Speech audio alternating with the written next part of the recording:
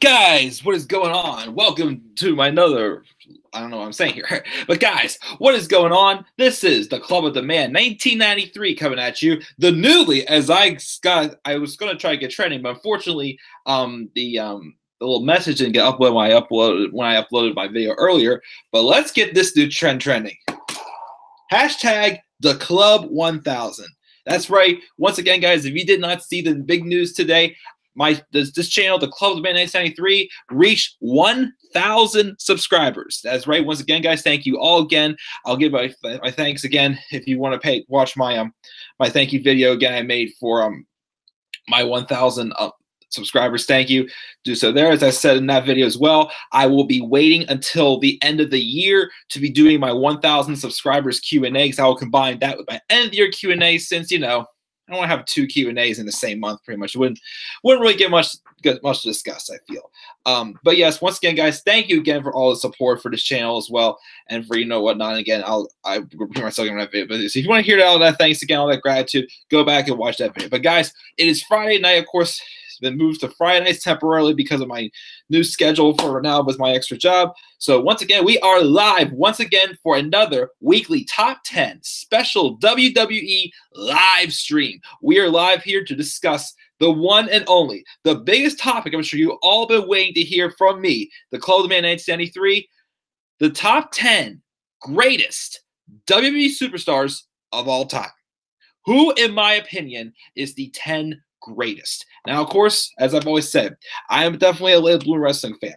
I do not have the deep, in-depth history of every single wrestler as much as, like, some of these more experienced wrestling fans on YouTube, such as Robbie One Kenobi or Deluxe Man or Saw Monster or OTR Central, and several other people who definitely have a better idea of who is some of the greatest of all time.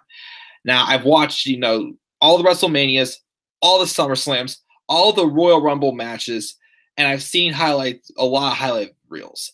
I'm pretty sure I have a decent idea of who I can say the top 10 of all time. I'm not going to go back and say, from the past 6 years, these are the greatest of all time. No. There are people, of course, active right now with WWE who do have potential, who some are on the borderline of getting closer to the top 10 greatest of all time. But I look back at the history myself, looked at the names. I'm like, geez, for what I can get from these people, who do I think is the top 10 greatest of all time? And I'm sure, of course, you've maybe waiting to do this one. That's why I dedicated this month to doing the top 10 best of bests. And in December, we will be doing the top 10 bests of 2018. So before we get started, let's check the live chat or chat of live to see who we got here. We got Swifty McNair. Nathan McNair 07. What's up, my friend? What's up, A? I like how that A. Thank you for joining me. Yeah, we're gonna get started here. I'm gonna talk about my top 10 greatest of all time. And if you're in the live chat, or if you're watching this after the live stream goes off the air, please feel free to leave your top 10s down in the description box down below for sure. So let's get rolling here with the top 10 greatest of all time. Now, of course, it's only going to be one list. Not going to be the top 10 worst of all time. It's going to be just the top 10 greatest of all time for sure. But let's get rolling here, guys, with number 10. My number 10, the hardcore legend, the Cactus Jack, Dude Love. Crap, what was his other name? Cactus Jack. Mankind. That no other than Mick Foley. My number 10 is Mick Foley, the hardcore legend. For by far one of the best technical wrestlers of all time, for sure. He what was so great about Mick Foley is the fact that everyone grew a love and respect for the man, because he was a guy who literally took the craziest bumps you'll ever see, such as falling through the steel cage once, twice, whatnot, getting speared through a fiery table and whatnot, falling high from off of a high elevation into a table. The guy took some of the craziest bumps. Even, of course, in the I Quit match at SummerSlam 2006 against Ric Flair, the man literally did anything he could to win a match and to entertain the fans. He pretty much just gonna put hardcore into hardcore. Yeah, he had several different gimmicks at one point. You know, again, he came out, again, he was Cactus Jack, Mankind, Dude Love, all the different ones at once, which most of them were entertaining, not all of them were. But this is a guy, you know, he put his body on the line, you know, for championships and whatnot. Again, just for, you know, bragging rights and other purposes as well. He also had a couple of stints as general manager as well, even though the first one as lieutenant, Foley, or he was called, was probably better. The second one, again, with the overkill of Stephanie McMahon, sometimes it does definitely, you know, kind of reflect on who her other corporate figures are also. And that's a category that Mick Foley fell under as well. Of course, the scripted booking made him look kind of stupid as well. Especially, my favorite botch of him is still whenever he was making the announcement about what's going to happen on Raw tonight. The Raw after Roadblock End of the Line 2016. Right? Remember that triple pay-per-view, guys? And they were in Columbus, Ohio. And then he just says, "We're going to get started right here in Pittsburgh, Pennsylvania." It's like, Mick, no, wrong place. No, don't do this. Actually, he did that in Cleveland or whatnot. But still, you know, the guy is literally a legend for sure. He's the hardcore legend. He takes some of the nastiest bumps, the nastiest falls. He did anything, you know, keep us on our toes, even if it looked scary. But at the same time, also, it made him look like an ultimate badass, for sure. You know, making him look like a big hero whenever he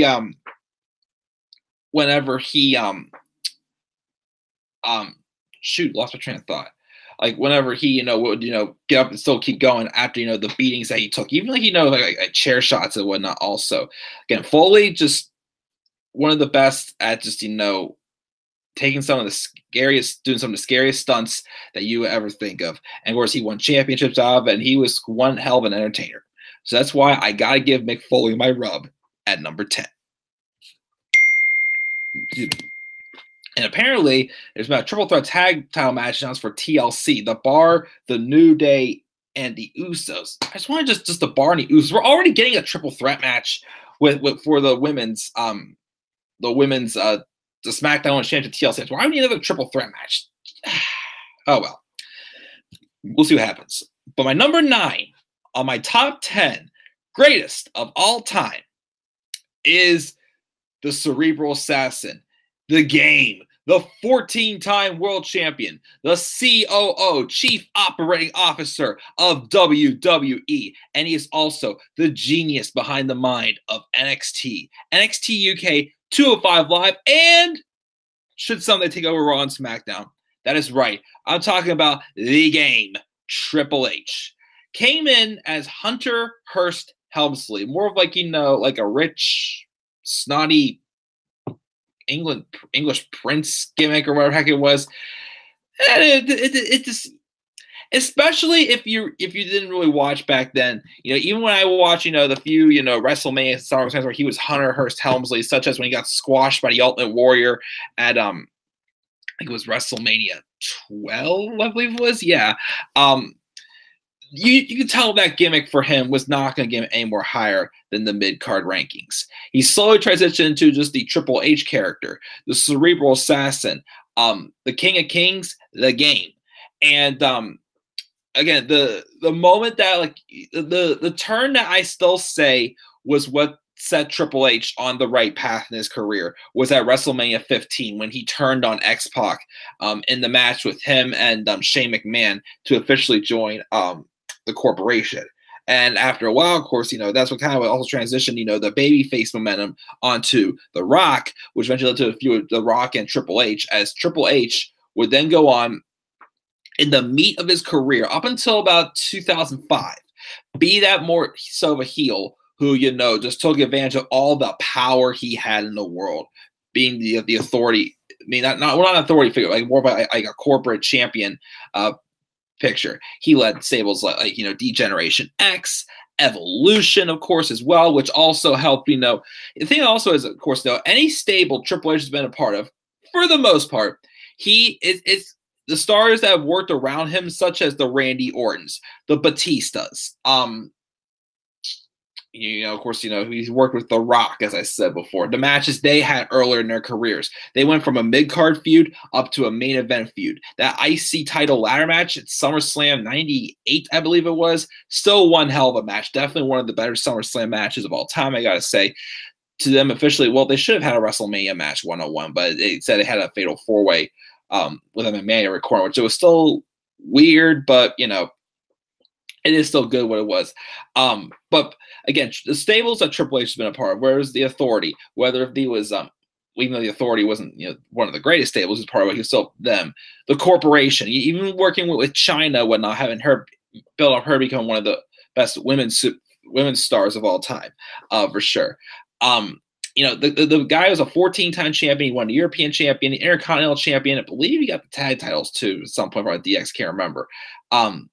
My point is, though, where if he was, a heel authority figure, just a heel, corporate champion and whatnot, or even he was a babyface, even though he's not as good as a babyface, I'll give it that. Triple H is more meant to be a heel, even though at this stage in his career, with the great role he's playing backstage, he is, again, feeling more like a babyface these days. Because, as I keep saying, to freshen up any feuds he has, they need to bring out more like, the babyface creative man who is trying to be that creator and bring the best out of his opponents, pretty much. Like, that's why, I think he has been more of a babyface, even though he pretty much was babyface whenever DX feuded with the Brothers of Destruction, even though that was well, I can't say because I did not watch Crown Jewel. But anyone Triple H has worked with, for the most part, he's put them over really good. Even if the opponents lost to them, he still made them look like, for the most part, $1 million. Yes, I know he had some burials somewhere in his career, such as not putting over Booker T at WrestleMania 19, I think it was one of the years. But even though he had those moments, yes, for sure, that is true. But you still gotta give the guy credit. The roles he's played, and again, being the heel, corporate champion, guy taking advantage of all the power he has in the world, to being, of course, a heel authority figure that did anything he can to hold down people that he, did not see as a top guy, or people that would betray him and whatnot. He did a great job as that. And of course, he's a mastermind behind the creative team, again, doing great stuff at NXT and 205 Live. In the ring, outside the ring, the guy knows the art of wrestling really well. And that's why I got to give him the credit. And that's why I'm going to give him the number 9 spot on my top 10 greatest of all time. So that one is number 9. Number 8, the ultimate opportunist, the Rated R Superstar, first ever Mr. Money in the Bank, and Vicky Guerrero's ex-husband. Just kidding. Number 8, Edge. One of the, and there's anyone at the top of my list that I wish I would have been able to see wrestle live, it's Edge.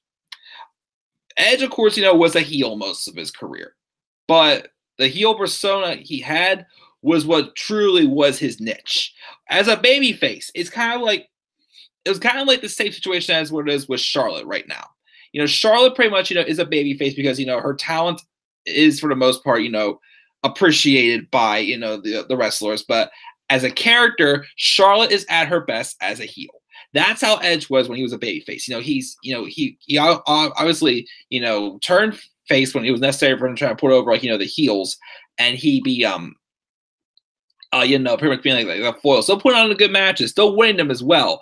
But of course, there's the times where he was at his best again was when he was a heel, especially in 2006 to about before he got injured in 2009. I gotta say, he was probably the best runs of his career, being the ultimate opportunist, winning the Money in the Bank contract. I mean, he was more of a mid-card champion, but then when he won that Money in the Bank contract in 2005, because he cashed in at New Year's resolution 2006. Of course, he was paired up with Lita after the real life affair after Lita cheated on Matt Hardy with Edge.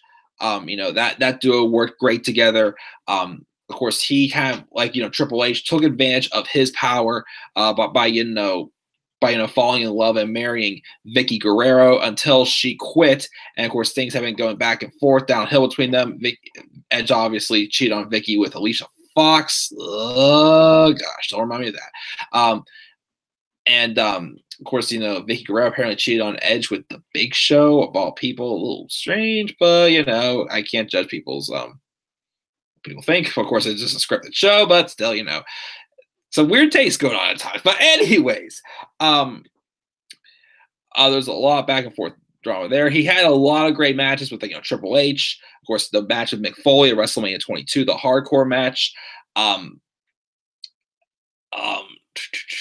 With Jeff Hardy, great feud match with Jeff Hardy, The Undertaker, and of course, halfway forget also, even before the days he was a singles world champion. We gotta go back to the days when him and Christian were paired up together. The TLC matches they were involved with the Dudley Boys and the Hardys, not just woke up to do TLC, but put together some of the greatest tag team wrestling matches of all time. Whenever Edge faced The Undertaker, I think, on One Night Stand in 2008, it was emphasized that, you know, Edge is a man who knows how to handle a TLC match. And Undertaker never had been a TLC match before, of course, in that feud, ever. But Edge defines TLC, and the man surely did. He defined a lot of things, again, being the ultimate opportunistic gimmick he had there. To, you know, again, just, you know, his days as a tag team. All the championships he's racked up, from Intercontinental Champion, World Champion, WWE Champion, Tag Team Champion as well, of course. The guy did it all. He brought out the best in every aspect of art of wrestling. Yes, he was more meant to be a heel for sure. As a babyface, he was fine, but he was at his best, of course, as a heel. So that's why I got to put the ultimate opportunist, Edge, at number 8. On my top 10 greatest of all time. Number 7. Actually, you know what? I'm going to do a little special entrance for this one. I didn't do a special entrance, so I'm going to do it. Wait a minute. Let me see here. Let me first pull up a full version of this song on YouTube. I only have part of the entrance cut out. Let's see here.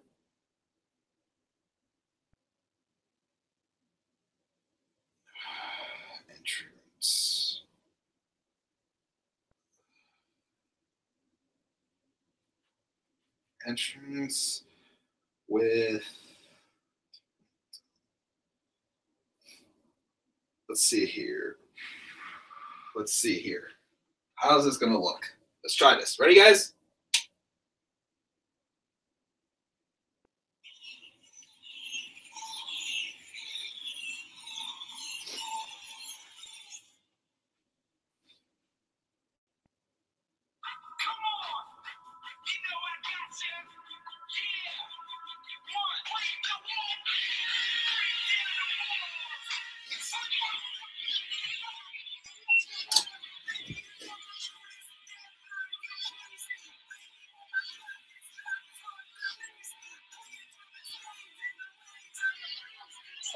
Woohoo!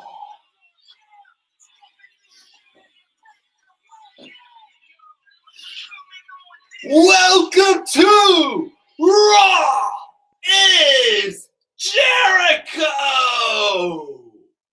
Well, it would have been nicer, but of course I didn't have the countdown music on my phone when I played this. I played it from YouTube, so I couldn't turn on my actual like cell phone light to do the effects. And I don't have a layup jacket. But yes, my number 7 for the greatest of all time is no doubt about it, the Ayatollah of rock and roll, the millennial, Mr. Y2J, baby, Kevin Owens' former best friend, and the man who tried to get Shawn Michaels to admit that his career only ended because of Y2J. That's right, Chris Jericho. Now, Chris Jericho is a 9-time Intercontinental Champion, 6-time World Champion, I think 2-time United States Champion. He did it all as a business also in WCW. I can't remember if he was tag. He was tag champion at one point. I can't remember exactly when. Probably with Edge. That one hit before Edge got injured. It might have been a couple other times. I can't. Oh, what I'm thinking. Jarrett's show, of course, also. So Jericho once again has done it all. He's a guy, obviously, anywhere he has gone, whether if it's with his music, in the WWE, in WCW, in New Japan, Impact, wherever he has gone anymore, even again with his music, as I probably said before already, he is someone that is able to, even if it doesn't start off too good, he is usually able to turn it into gold.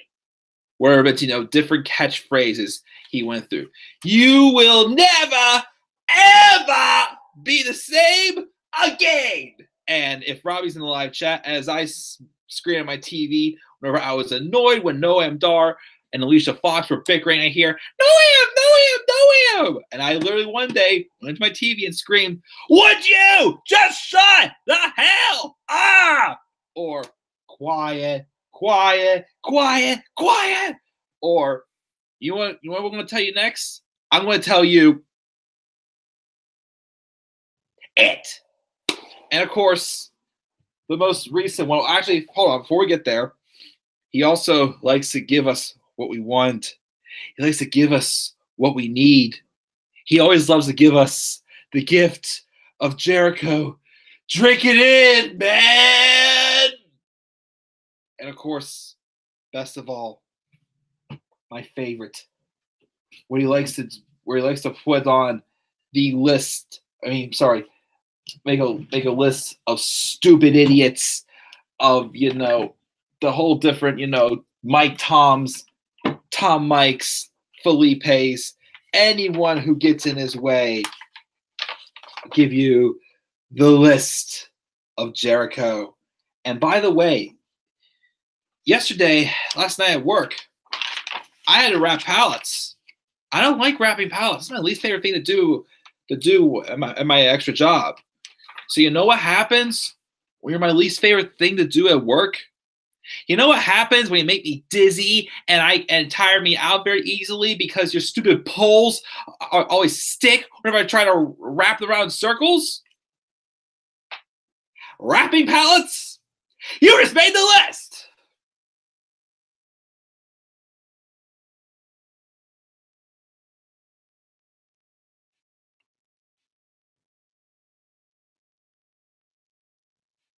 Oh, I got to put this on the list too, but I don't want to say it out loud.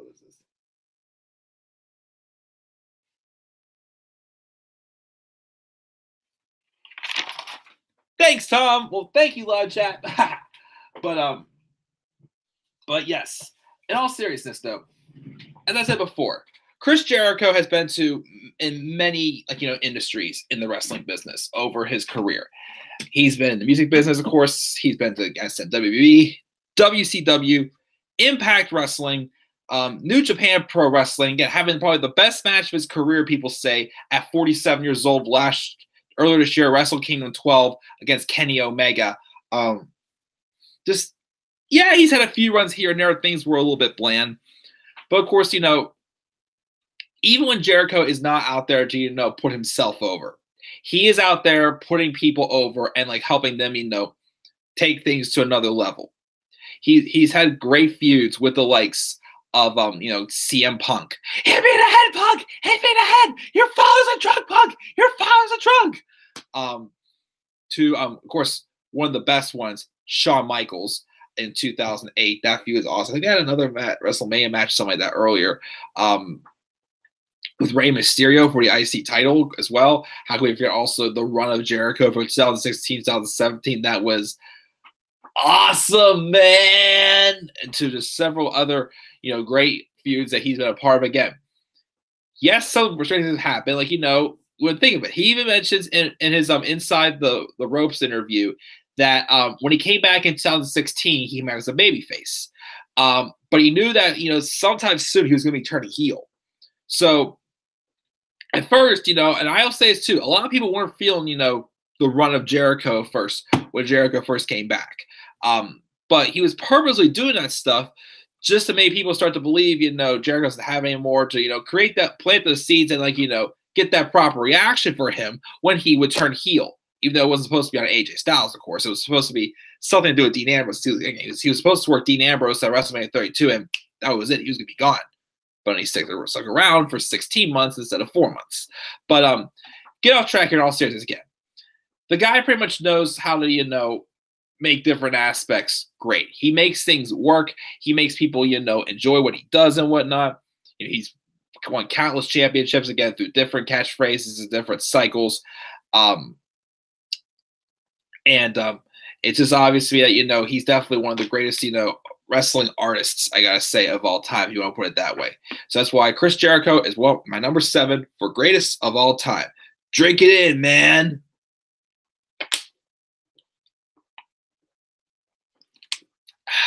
That is my number 7.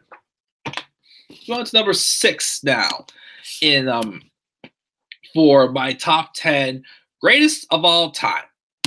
This one is, I wish I could remember the whole phrase. I would get up and start doing it. Wheel dealing. I can't remember it all. Crap. All I know is that his daughter is on SmackDown Live, and he is a 16-time world champion. He is the dirtiest player of the game. Can I get a big woo in the live chat? Woo! That is right. Ric Flair is my number 6. Now, it does feel like Ric Flair is a little bit overrated for sure. He's not really as good as I think he's not really he's not the number 1 of all time, but he definitely is one of the best of all time. His time in WWE wasn't quite as the best. His best was not, of course, in WWE. I mean, of course, I think one of his crowning moments for sure in WWE or WWF was his performance in the 1992 Royal Rumble match, of course. Being one of the the typical blueprint of the dirty tactics, what it took for him to win the game, the jokester style he was, but he was entertaining whatever promotion he was in, NEW or NWE or wherever heck he was in before he went to WWF briefly. Then he spent most of the rest of his career in WCW before, even though he was in his mid to late 50s, returning to WWE. And going on a few little runs here and there as well. Of course, one of his best matches in WWE. Of course, some of my favorites include, my 2 favorites definitely include the I Quit match against Ric Flair.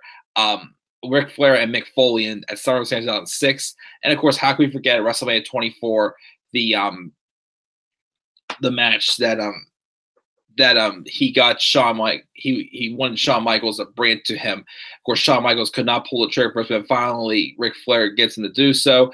The whole thing with "I'm sorry, I love you," the emotional story told in that story to retire Ric Flair from WWE. He did retire. I mean, he didn't fully retire as he would sometime after that, wrestle for a little bit in TNA. But the guy was entertaining. He was a great wrestler, 16-time world champion. Wheeling dealing, son of a gun, you're whatever you want to call him, the Nature Boy. Whoa! Ric Flair is number 6. And before we get to the live chat, I need a quick timeout because I need to go blow my nose. So I will be right back. Woo! Go blow my nose.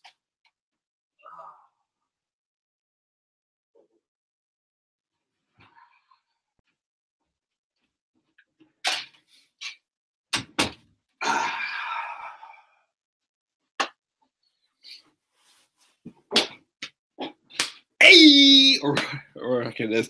That one I really thought in 2010, whenever John Cena was tracking down members of the Nexus to beat them down. And one time, I went to the door, he's there, he goes, "Hey," and just punches them right in the face.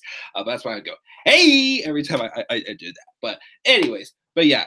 So far, let's see who we got for my top 10 greatest of all time before I check the live chat, or the chat of live, as I like to say sometimes. Let's see here.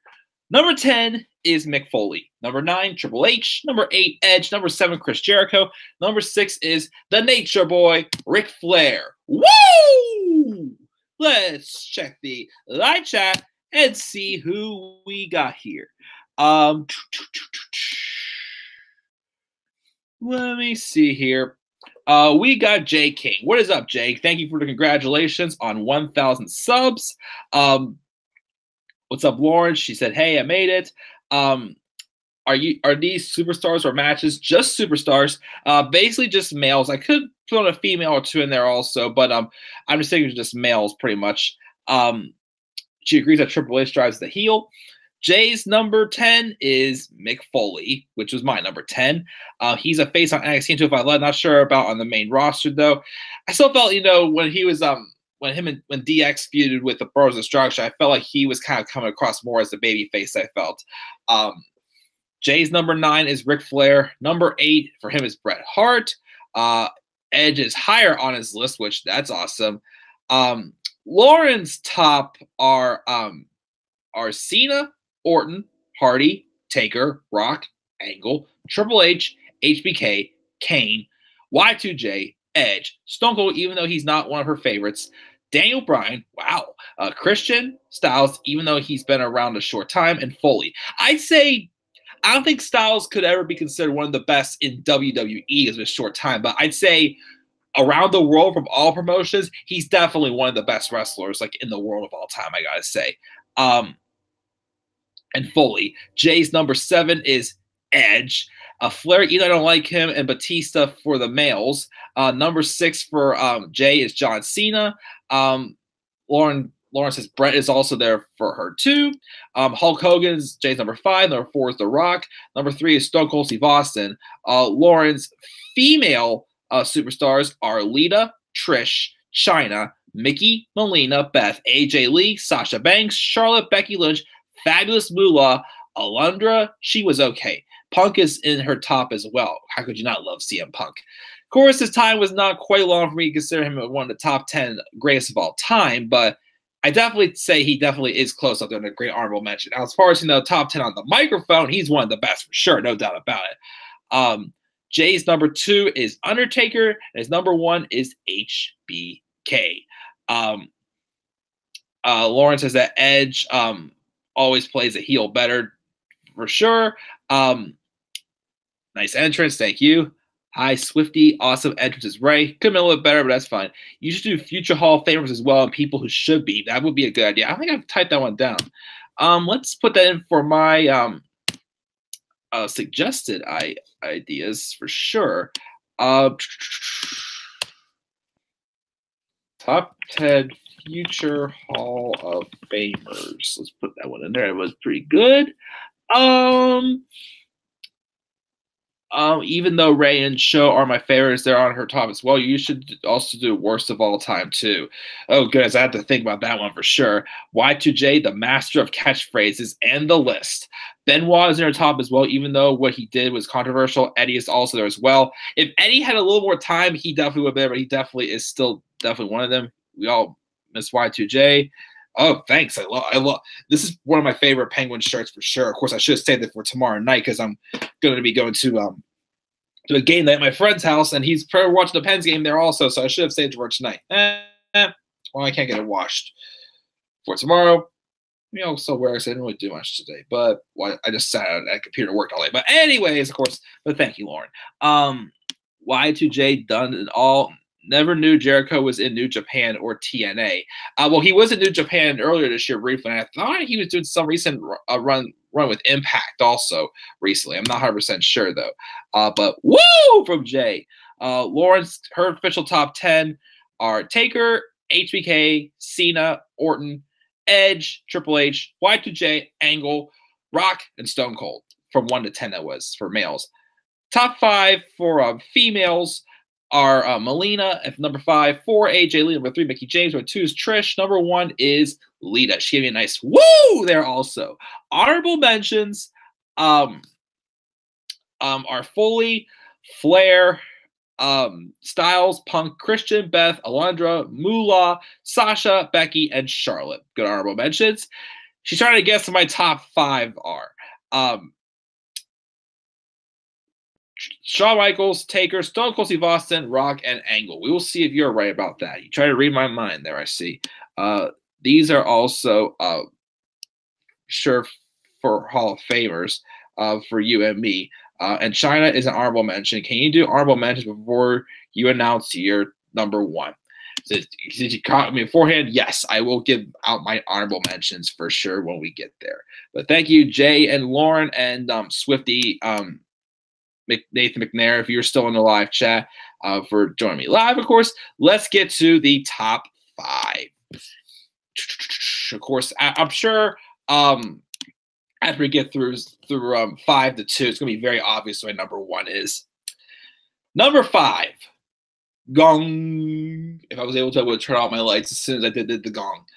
But my number 5 is the dead man himself, The Undertaker. Now, of course, going back and watching all the WrestleManias, all the SummerSlams, obviously the Undertaker's wrestling ability was not one of the greatest back in the early years of his career, especially his matches with Giant Gonzalez.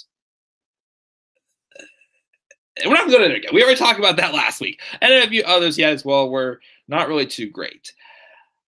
The Undertaker, though, has had a couple different personas: Big Evil, the American Badass, the Dead Man, and whatnot. The Dead Man, for sure, I still feel is his best gimmick. I mean, he just got the look, has a look with the entrance music is just an absolute classic. Rolling the eyes in the back of his head, which, man, shame on me trying to do that just makes me cringe. But it's still awesome. Again, the guy is 6'10". He's about 300 pounds. Of course, earlier in his career, even of course at WrestleMania 25 when he took out a cameraman, he could still do his suicide dives and whatnot, and still wrestles like he's a smaller guy, pretty much. I mean, of course, there's some, big men today like Keith Lee, who's 6'2", 320 pounds, who can definitely move like a cruiserweight in NXT, but the Dead Man can do it. Has been always been able to do it as good. Well, not as good anymore, since again I keep saying he's showing that his durability has gone down pretty good. Of course, the classic moves such as and even when he came in on his motorcycle also as the American Badass and whatnot, the guy is obviously a legend. And of course, one thing, of course, the Undertaker is greatest for is his performances at WrestleMania. Now, again, of course, in the early years, not some of the best matches, but he's put on great matches against the likes of Triple H, Shawn Michaels, Randy Orton. I gotta say also they had a great match. Edge, Batista. I'm trying to think who else he faced. Punk. He faced Punk, of course. 26 was HBK. 22. Who did he face at 22? Was that Orton or was that Henry? I can't remember who faced at 22. Can't remember. But anyways, I talk about recently a lot in my NXT and 205 Live reviews how not everyone's career can be based around winning. And, Undertaker's, of course, not his entire career. Not every single pay-per-view in the world Undertaker was based off of winning. But WrestleMania, that streak, over time, it wasn't like an intentional. It was like, they were shoving it down at the beginning of it saying, oh, the Undertaker won this match. But you know what? Further down the line, he's going to still be undefeated. Like, he didn't like throw it in us right away. No. It was built over time, how the Undertaker was undefeated at WrestleMania. It wasn't shoved down our throats again right away, but it started becoming more of a bigger deal as time went on. Undertaker, of course, would have matches against people who, were reasonably felt that, they could defeat the Dead Man, such as in 2008 at WrestleMania 24, when the Undertaker wrestled Edge at WrestleMania 24 in the main event. At the time, Undertaker had never beaten Edge, but he had never lost at WrestleMania as well. So that was a good way to put a streak on the line as well. Of course, Triple H and Shawn Michaels were probably the closest ones, I feel, to put the end of the streak before Brock did it at WrestleMania 30. So I'm not sure if I was still a big fan of Brock being the one to conquer the Undertaker. I'm sorry. My client, Brock Lesnar, conquered the Undertaker's undefeated streak at WrestleMania 30. He is one of the ones in 26-2. Wait, no, I'm sorry.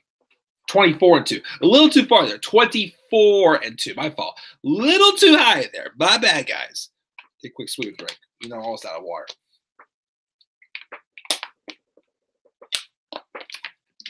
There we go. Don't take big gulps. But no. The Undertaker, again, even without championships, the guy was still putting on, some of, some dark work, of course, his his promos, of course, had like a different feel to them as well. Like he was a dead man, a whole different persona. Great wrestler, great character in general as well. Definitely one of the best gimmicks of all time. For sure, a Hall of Famer over the next couple years. You watch. Could be this year, for all we know. If so, I will be there. Well, then again, I won't be there for the Hall of Fame ceremony, but I still get to see him being revealed on the stage at WrestleMania as one of the Hall of Famers. So cool be. But The Undertaker, no doubt about it, is my number 5 on my top 10 of all time. Number 4.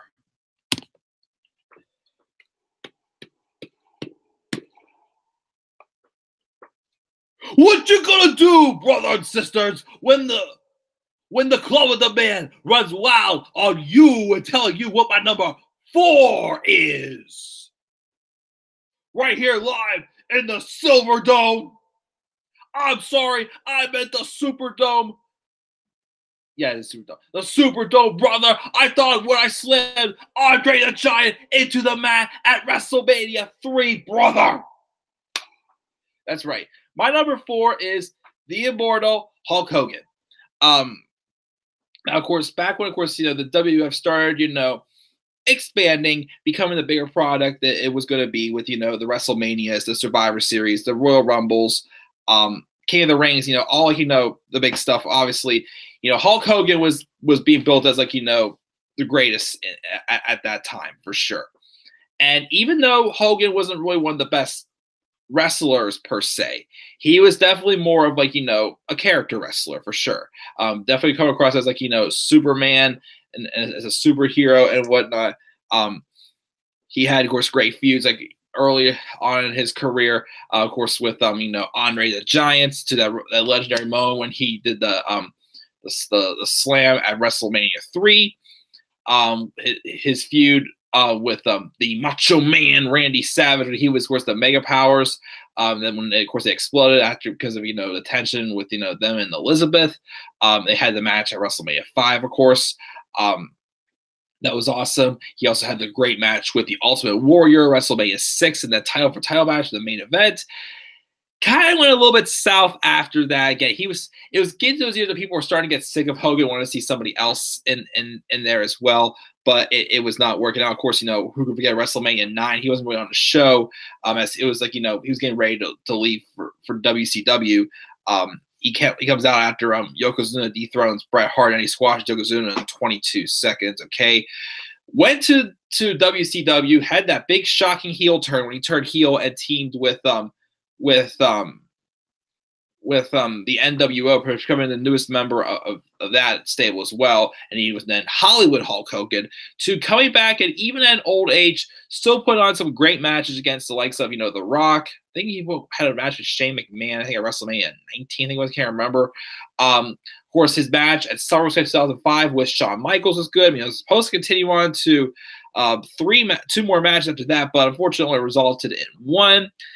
He did have a match with Randy Orton in SummerSlam 2006, but I will say that was not as good. It definitely showed that Hogan wasn't really either him and Orton just didn't have the best chemistry together, or it was definitely starting to wear down at that time. That Hogan wasn't able to put on like the classic he was supposed to be able to put on the year before against Shawn Michaels. Even though Shawn Michaels did kind of oversell Hogan just a little bit, I still feel. He's won several championships in WWE and WCW, like wherever he's gone. Again, not really known for his wrestling, but definitely again known for just the character behind him. One of the best on the microphone, get people hyped up and whatnot, and of course his shocking turn of events teaming with the NWO just brings out a lot of excitement when he comes to the ring with his entrance music and his microphone skills. So that's why, of course, I gotta give number 4 to the immortal Mr. Hulkamania himself, brother. Hulk Hogan is my number 4 on this top 10 list. Number 3. Let me check something here on my phone really fast. Yeah, let's go on Twitter, see what we got here. I'm sorry, guys. I don't feel like doing any more of a stream right now. Let's see here. I don't know. If you smell what The Rock is cooking.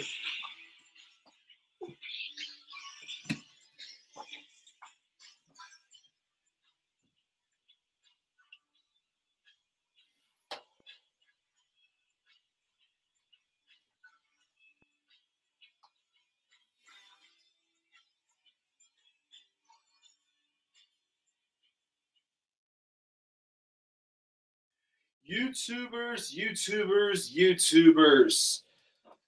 Tonight, again, is historical of a night. You see here, there's a nice young man who has been made his presence felt since 2012 on YouTube. Even though the fact that he didn't really become a big, serious YouTuber until 2015. But this man has joined a new club of 1,000 subscribers. As we can finally say, finally, the man has entered the 1,000 club, which means also that finally The Rock has come back into the soul and heart of the man, if that's what you want to call.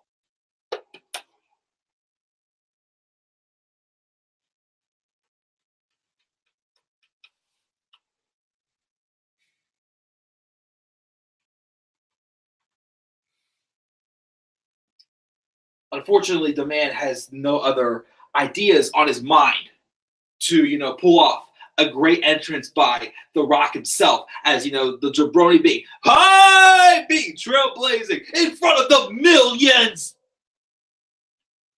Has nothing much to really say at this moment, other than the fact to explain why Dwayne The Rock Johnson is one of the greatest of all time. So until next time, The Rock has to say, if you smell what The Rock is cooking. Really was going to go on another rock rampage and just, well, I shouldn't say rampage, but do another rock imitation, but unfortunately I drew a complete blank, but that's okay. But my number 3 for sure is definitely the great one himself, the most electrifying man in all of sports entertainment.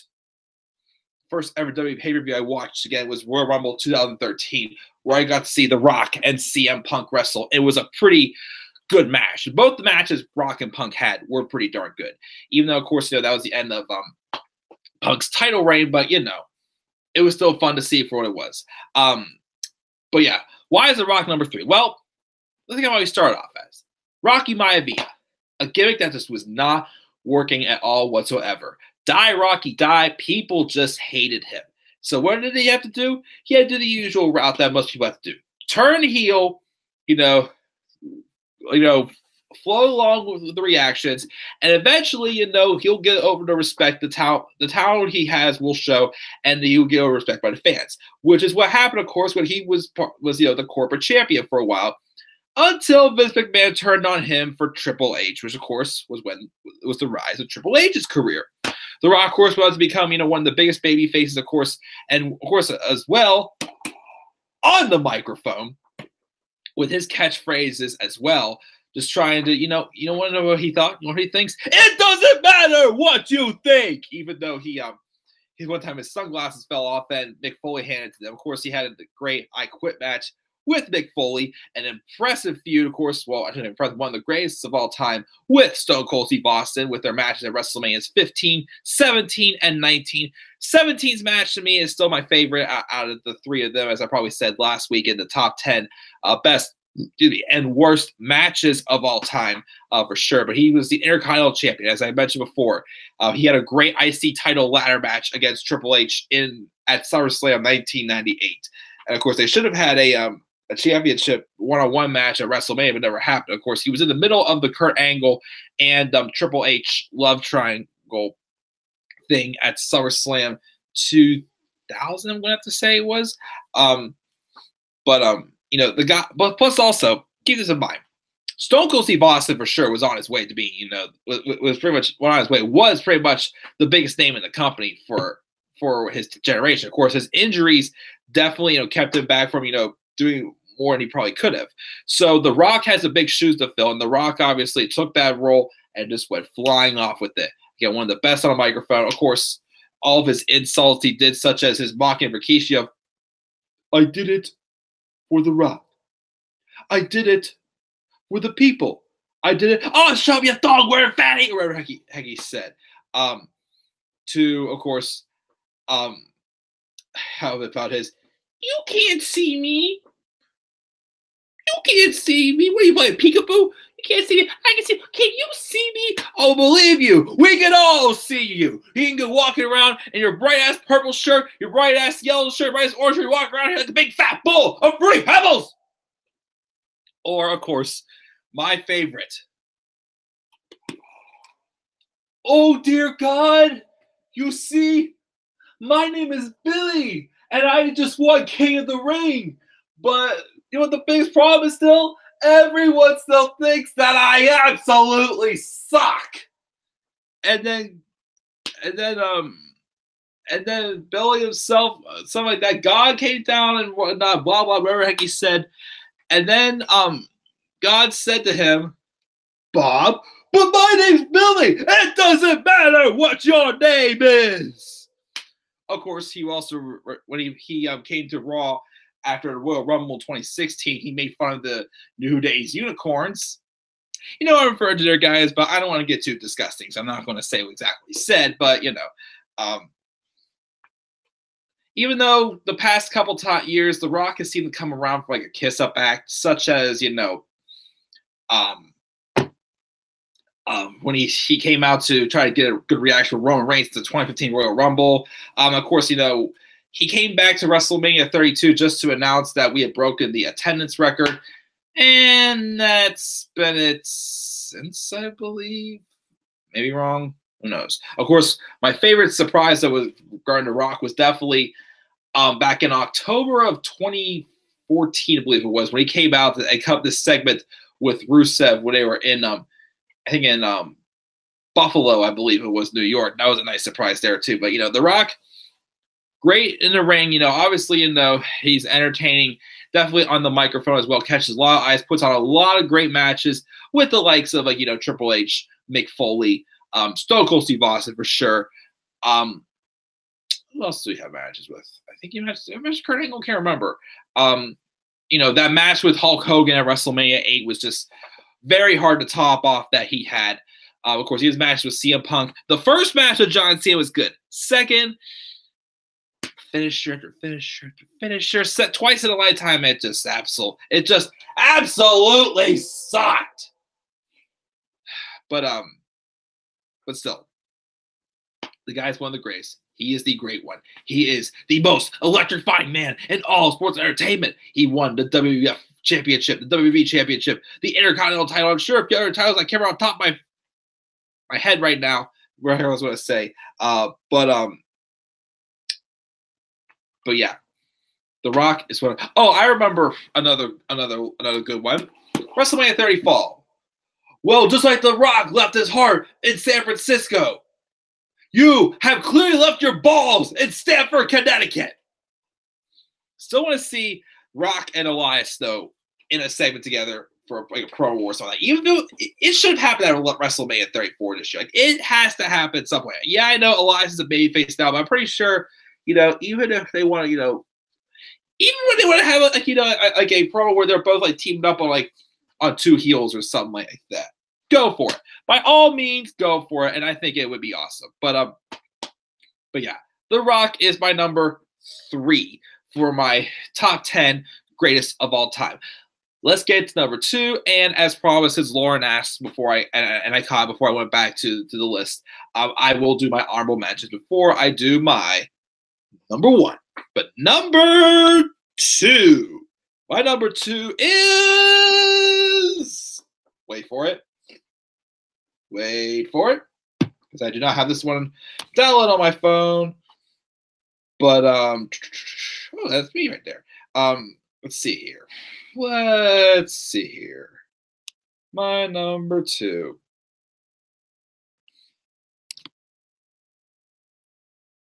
Hold on, let me type it in. Let's see here. Ready, guys? Stupid advertisements. A Christmas advertisement. Well, And again, Christmas is coming. I'm in the hospital. Trouble's coming, you know. You know someone's going to be hit with the Stunner! Stone Cold! Stone Cold! Just like Donald Trump. Just kidding. Don't want to get into politics on this. But, yeah. My number 2 is Stone Cold Steve Austin. Obviously, again, as I said before, when I was talking about The Rock, how The Rock had some big shoes to fill, pretty much being like, you know, the face of the company. Whenever Austin, it was obvious that after Austin suffered that severe neck injury at SummerSlam 1997, that he wasn't going to be able to have the lengthy career and put on, you know, all the classics in the world that he probably definitely could. Austin, of course, started off as the heel ringmaster, or what I want to call him. You know, it wasn't a bad gimmick, but he probably could have done good with it. But he would not have become one of the greatest of all time, as he did. And of course, you know, he just he could the Austin 316 promo to, of course, you know, the match at WrestleMania 13 that was truly the birth of the Austin era, showing how, once again, what makes people so over sometimes is showing how much of an ultimate badass they are and selling it like it is believable, such as Austin again in that sharpshooter with Bret Hart. That face just absolutely pouring in blood. And Austin passed out. He didn't tap out. He refused to give up, putting all of the fans behind Austin and turning, of course, on Bret Hart, pulling off the, in my opinion, still the best double turn of all time for sure. Of course, you know, he had all that momentum behind him. But then, of course, SummerSlam 1997, that match with Owen Hart. Owen, instead of dropping on his knees, dropped all the way on his butt with the pile driver, which would cause Austin to have a severe neck injury. And that would, of course, limit him over the next several years of his career until I think he was done in 2003 or 2004, one of the two. He was inducted into the Hall of Fame at WrestleMania 25, I remember. But Austin, of course, you know, was limited with his times. He still had great matches, though, with the likes of, I think, Kurt Angle at SummerSlam 2001 when he was a heel also, which was not really the best idea because, you know, you weren't going to hate Stone Cold Steve Austin. Of course, he's never had one of the greatest feuds of all time with Vincent Kennedy McMahon, which, you know, was Austin at his best, going after the boss, stunning the hell out of him as well. Because of the greatest promos, of course, still one of my favorite segments, again, is when he was in the hospital posing as that doctor so he can beat the crap out of Vince, smacking with that frying pan. Can someone smack Vince in the head more with the frying pan? It would so make my day, pretty much. But yeah, even though again he was limited by his injuries, he still was able to put on some of the greatest matches of all time for sure. Especially, of course, his matches with The Rock. Definitely, again, some of the best stuff. He also had a great match at SummerSlam 98 against The Undertaker for sure, as well. He won the Royal Rumble a couple times as well. Of course, he was runner-up in 99 whenever Vince McMahon won the Royal Rumble. Yeah, not really one of the best Rumbles I remember. But Austin pretty much showed, like, you know, even though he seemed to become across as a bad dude, he was just a bad dude who did just a lot of things that just the crowd couldn't help but cheer for pretty much. He was awesome on the microphone. Of course, one of the greatest finishers of all time, which is the stunner. And, of course, a lot of people, such as The Rock and so many others, sell the hell out of it. Of course, you know, it's also even better whenever, like, you know, someone drinks a beer and he hits a stunner on them and the beer just goes, like, spitting out of their mouths. And, of course, he's now also made Donald Trump the only president to get hit with the Stone Cold Stunner, as one of my coworkers pointed out one time. But, once again, we're not going to get into politics, though, on these streams here, because I don't talk politics. But anyways, but that is my number 2, of course. Stone Cold Steve Austin again. He could have been number 1 easily because of how great he was. But, again, he was over the injuries. And there's somebody else I felt was more deserving of number 1. Now, of course, as promised, I will do my honorable mentions. Bret the Hitman Hart for sure. The Macho Man, Randy Savage. Randy Orton and John Cena are definitely great honorable mentions as well. Batista, I'll give him credit there. Gosh, who else was I going to think? I mean, for women, definitely for all time, I could definitely say the 3. I could say if I was going to make a list with combined of all time, I definitely think Trish and Lita would definitely be up there. Maybe Chyna also, I'd say, could be up here in this list also. So Macho Man, maybe Ultimate Warrior up there as well. had a couple other ones out of my mind I was going to say. Kane, I got to give an honorable mention to as well. Gosh, who else was there? I mean, there's not really too many active superstars I could say right now that are for sure one of the greatest of all time. I mean, but some of them are still other ways to go back forward and say, oh, they're definitely Hall of Famers for sure. I mean, again, AJ Styles for sure. I mean, since the time of WWE is not going to be long enough for him to say he's one of the greatest of all time in WWE, he's only been around for like 3 years. It will be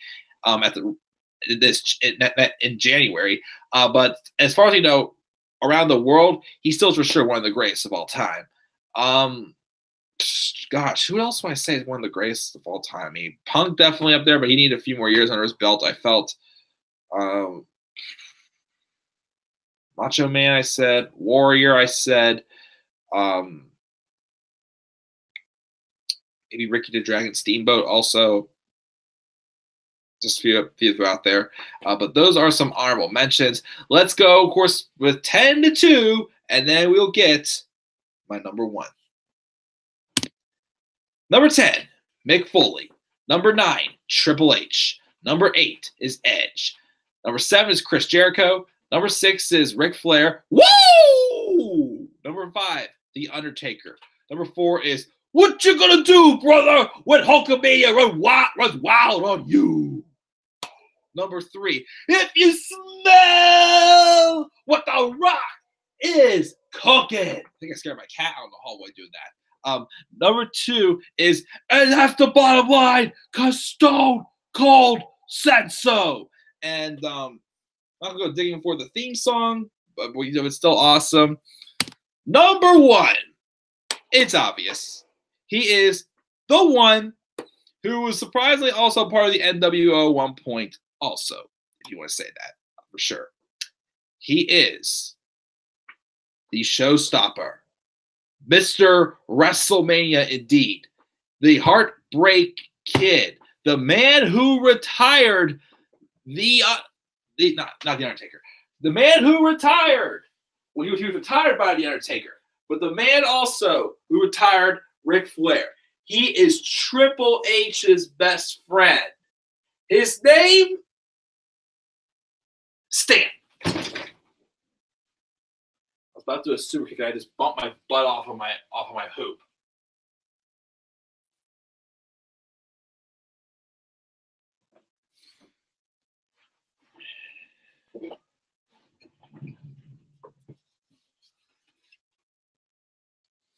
You know what happens when you get in my way of my performance?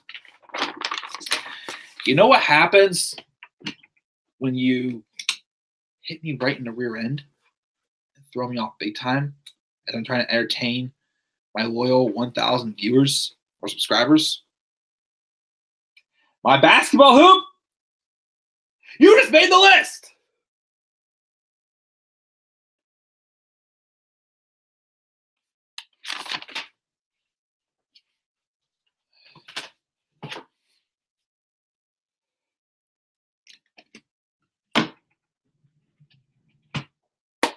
As I was saying,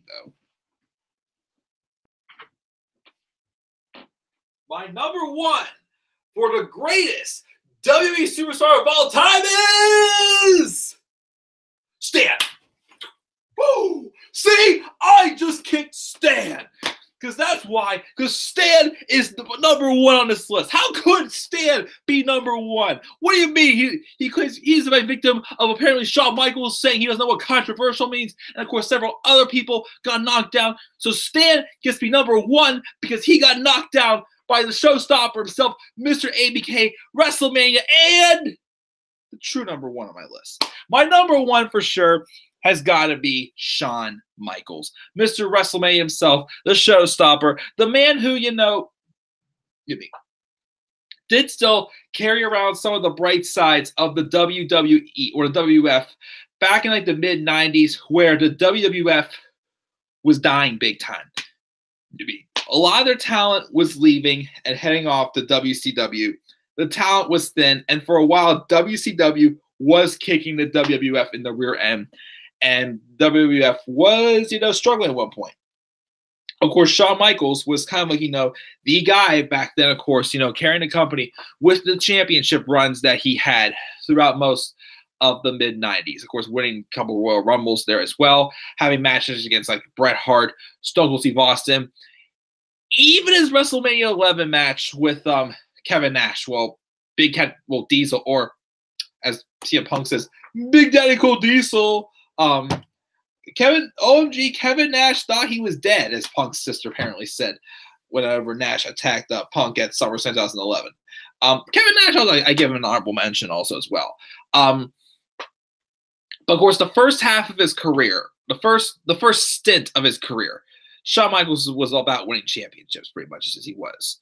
Or it was the IC title, the match he had, of course, with Razor Ramon, the two ladder matches that he had, WrestleMania 10 and SummerSlam 1995. I showed that it just needed a good match for sure, which of course is one of the worst SummerSlams of all time. Actually, it might be the worst one of all time, but you'll be a judge on that. But gosh, where's I going with this? Oh yeah, so when Shawn Michaels came back, he obviously had a couple brief runs with the championship and a couple of championship feuds as well. However, though, Shawn Michaels did show you don't always have to be in a championship feud to be one of the greatest of all time. He did not have to, overkill himself with championships throughout this year. Since he didn't, I'm trying to remember the last time he held a championship at all. It was probably, 2004, 2005, maybe, I'm not sure. So he did fight Cena for the championship at WrestleMania 23 in the main event there, which that was definitely also a good match between Cena and Shawn Michaels. But the rest of his career, Shawn Michaels had matches, of course, not for the title, against the likes of, Hulk Hogan, who else? The Undertaker, Triple H, Randy Orton, Chris Jericho in 2008, which once again was an awesome feud for a fact. To the reunited, of course, of DX, of course, in 2006, even though that run was weird, of course, with the feud with the Spirit Squad, really. He feuded with Vince McMahon and Shane McMahon because apparently, according to Vince, God helped Shawn Michaels beat Vince, which that storyline was just so weird. I still like when Michael Cole, if you go back and listen to the match card on YouTube, I like how Michael Cole says, and his tag team partner, God, the way he said that, but that was still weird. But those runs as well. The guy did not need to be being feuding for the championship every single week to put on the classic matches he put on. Showing, the heart and soul, get kind of like, Mustafa Ali is right now. Mustafa Ali on 205 Live is pretty much just Shawn Michaels 205 Live. Showing the heart, putting on some of the best WrestleMania matches against the likes of Stone Cold Steve Austin, Bret the Hitman Hart. Even when he was with the Rockers and Marty Jannetty, they put on a couple of great tag matches as well. Gosh, he faced 17. I'm trying to remember he faced. That's right, he wasn't around for 17. No, he wasn't. But the guy's an unbelievable performer. He's great on the microphone, both face and heel, of course. He stuck close to his retirement. Of course, he came out of retirement, briefly just wrestled at Crown Jewel, which, Shawn Michaels is going to do that. He should have done it at a better event other than Crown Jewel. Maybe we'll see still. Again, the biggest dream match I ever had, of course, is AJ Styles. Yeah, I'd love to also see him take on Mustafa Ali because I feel like, they both have similar traits in their characters. I mean, Mustafa Ali is not on any Hall of Fame level like Shawn Michaels was for sure. And also because Shawn Michaels now bald Michaels, pretty much since he's a bald. But once again, he's put on a lot of classics. He's Mr. WrestleMania. He had championships, but he didn't always need to be feuding for a championship to be putting on some of the best matches we've ever seen.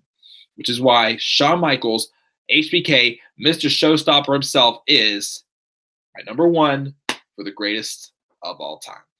Let's, of course, look at this top 10 list one more time as we wrap up my November top 10 specials. Number 10, Mick Foley. Number 9, Triple H. Number 8 is Edge. Number 7 is Chris Jericho. Number 6 is Ric Flair. Number 5 is The Undertaker. Number 4 is Hulk Hogan. Number 3 is The Rock. Number 2 is Stone Cold Steve Austin. Number 1 is Shawn Michaels. And that, guys, will wrap up this top 10 list. Of course, before we go off the air, let's check the live chat and see what we got here. Let me see here. Where are we at? I think we are right here. Number one, Lauren was guessing that number one was going to be Stone Cold Steve Austin. We got your boy Grilled Cheese. What's up, Grilled Cheese? Saying the number one is Stone Cold Steve Austin. Also suggested your top 10 on the mic and top 10 in-ring ability. I believe I had those written down already. I'm surprised you didn't have any Ruthless Aggression stars on here yet. Yeah, it's true. Kurt Angle also was another honorable mention I did not have in there. Top 10 Attitude Era and Ruthless Aggression stars. Do I have that one in there? Let's see here.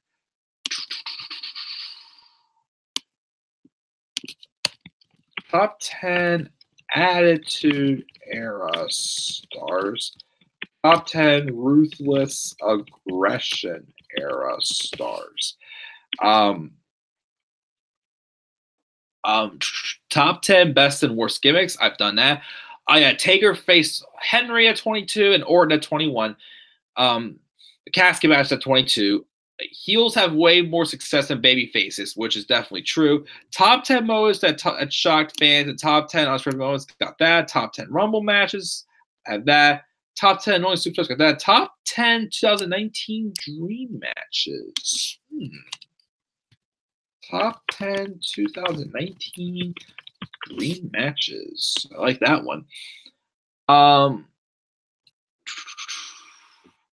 Let's see here.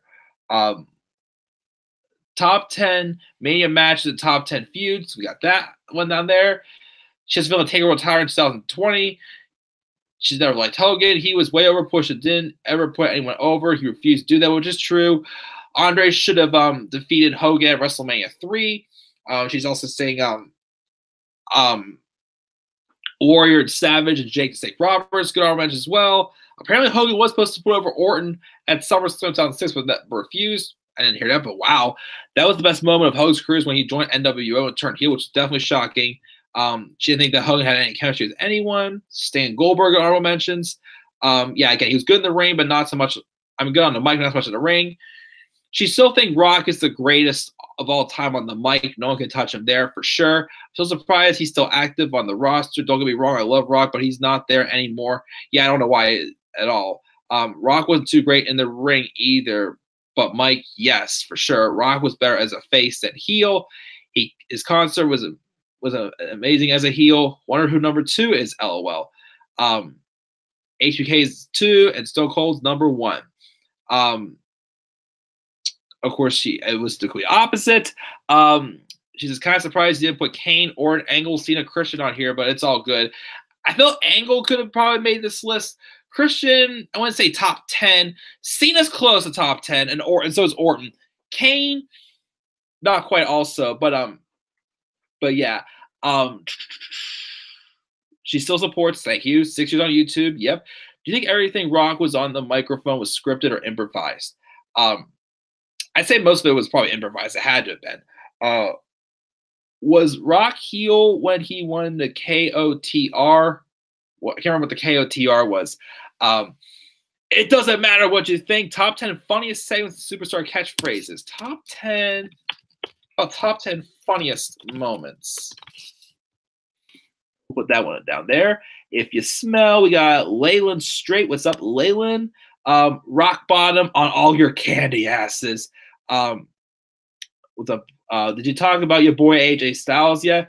Yeah, he's still say he's an honorable mention because he hasn't been in WWE too long. Still waiting on a dream match with a Rock and Orton, and Rock and Taker, and Rock and AJ. Those would be great matches.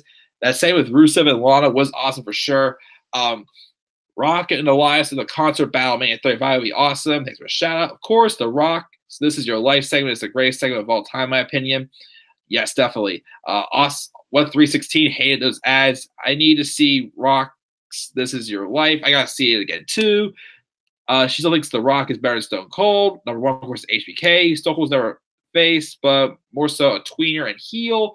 Too bad Stone Cold didn't have a long career, felt bad with the injury for sure. How many turns did he have? How many turns did The Rock have? can't remember.